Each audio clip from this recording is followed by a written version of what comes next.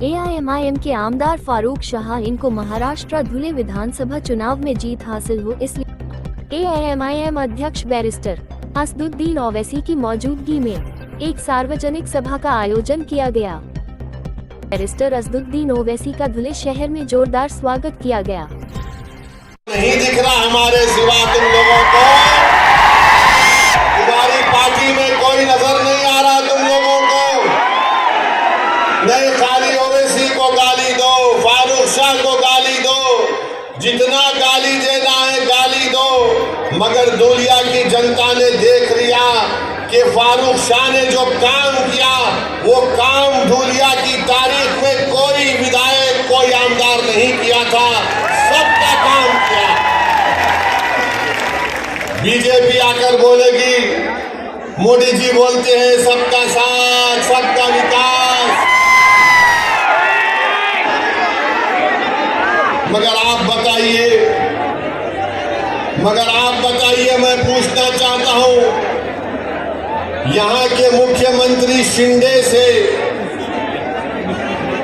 फडणवीस से, ये हमको बताइए कि महाराष्ट्र से ये ड्राई पार्क का प्रोजेक्ट जो 3000 करोड़ का था वो गुजरात क्यों चला गया? बताओ शिंदे साहब, ये ड्राई पार्क का प्रोजेक्ट 3000 का कैसे गुजरात चला गया? बताओ मोदी जी, जो महाराष्ट्र को आकर अब चुनाव में शुरू कर देंगे लंबा लंबा फेंकना। ये टाटा एयरबस का प्रोजेक्ट 22,000 करोड़ का वो महाराष्ट्र से चला गया।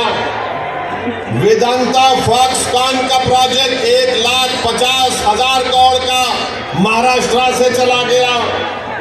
ये मेडिकल डेवलपमेंट पार्क जो 424 करोड़ का था वो महाराष्ट्र से चला गया। आखिर हो क्या रहा है महाराष्ट्र में?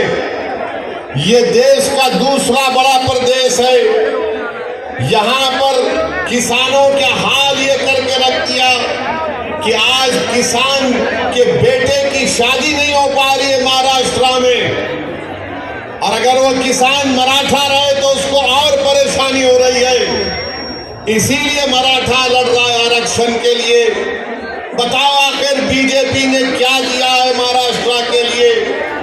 अब मोदी जी आकर बोलेंगे मैं यूसीसी लगा दूंगा महाराष्ट्र में। आप देखना बीजेपी आकर बोलेगी नहीं, हम महाराष्ट्र में यूनिफॉर्म सिविल कोड को लाएंगे। हम पूछना चाह रहे ये टाटा एयरबस का प्रोजेक्ट कहाँ गया? तो मोदी जी बोलेंगे यूसीसी ला लूंगा। जब महाराष्ट्र का मराठा पूछ रहा है, महाराष्ट्र का किसान पूछ रहा है आज हम इतने परेशान क्यों हैं, आज हम इतने गरीब क्यों हैं, मखरूज क्यों हैं, तो मोदी जी बोलेंगे भाइयों बहनों लव जिहाद हो रहा है। आप बताइए महाराष्ट्र में इतना बड़ा प्रदेश, मगर इसके बारे में बीजेपी के पास कोई प्रोग्राम नहीं है। आप देखते हैं कि महाराष्ट्र में बाबा सिद्दीकी का कत्ल कर दिया गया, गोली मारकर मुंबई में बाबा सिद्दीकी को गोली मार दी गई। क्या हो रहा है महाराष्ट्र में कि 3 बार का एमएलए बाबा सिद्दीकी, उसको गोलियां मार देते हैं, 6-6 गोलियां मारते हैं। बताओ नरेंद्र मोदी, बताओ अमित शाह, बताओ शिंदे, बताओ फडणवीस, कैसे बाबा सिद्दीकी की मौत हो गई? अरे बताओ अजीत पवार, वो तो तुम्हारी पार्टी का था, तुम तुम अपनी पार्टी के आदमी को नहीं बचा सकोगे तो तुम अपने आप को कैसे बचाओगे? नहीं, हम इतने दिन में पकड़ के दिखाएंगे। किसको पकड़े तुम? कहां है पकसल करने वाला? तो हर 2 दिन को मीडिया में आता पुलिस वहां गई, पुलिस यहां गई, पुलिस वहां गई। अरे क्या महाराष्ट्र की पुलिस बड़ी काबिल पुलिस है। महाराष्ट्र के पुलिस का इंटेलिजेंस नेटवर्क बहुत स्ट्रांग है, मगर क्योंकि मोदी का राज है इसलिए महाराष्ट्र की पुलिस को कमजोर करके रख दिया गया। और इसी कमजोरी की वजह से आज आप देखते हैं कि जुल्म पे जुल्म हो रहा है, जुल्म पे जुल्म हो रहा है। बाबा सिद्दीकी को क्यों मारा गया, किसी के पास जवाब नहीं है। कोई बोलता कोई जेल में बैठा है उसने मार दिया, कोई बोलता है नहीं वो फुला झगड़ा था उसने मार दिया। अरे सवाल ये पैदा होता है कि मारने वाले के पीछे दिमाग किसका है, वो दिमाग कौन है? तो बोलेंगे नहीं हम देख रहे हैं, कोशिश कर रहे हैं। मेरे अजीज दोस्तों और बुजुर्गों, महाराष्ट्र में कोई एक उठ के बोलता है बीजेपी का नेता, मैं मस्जिद में घुस के मारूंगा।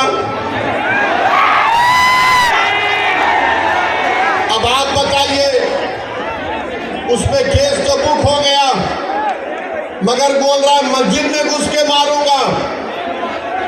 आखिर महाराष्ट्र में इतनी छूट कैसे मिल गई इन लोगों को कि कोई एक समुदाय के मजहबी जगह के बारे में कहता है कि मैं मस्जिद में घुस के मारूंगा।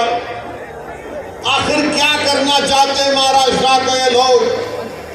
क्या यहां पर आप दंगे कराना चाहते हैं मोदी जी? क्या करना चाहते हैं महाराष्ट्र में आप? फिर कोल्हापुर की मस्जिद की बेहरमती कर दी गई। आखिर क्या हुआ वहां पर? कौन है उसके पीछे? फिर आप ये भी देखते हैं कि कोई एक फुला शख्स है, उन्होंने रसूलुल्लाह सल्लल्लाहु अलैहि वसल्लम की शान में गुस्ताखी करने की कोशिश की। उनके बाजू खड़े हो जाते हैं शिंदे और बोलते मैं इनके साथ हूं। अरे आप उनके साथ हैं या महाराष्ट्र के जनता और भारत के साथ के लिए काम किया, सिख भाइयों के लिए काम किया, ईसाई भाइयों के लिए काम किया, आदिवासी भाइयों के लिए काम किया। आदिवासी समाज को हमेशा से दुर्लक्ष किया जाता था। हिंदुस्तान आजाद होने के बाद में पहले मतलब आदिवासी भाइयों की बस्ती में काम हुआ, जो आपके अंदर जनाब फारूक का साथ ले लिया। हम तरक्की की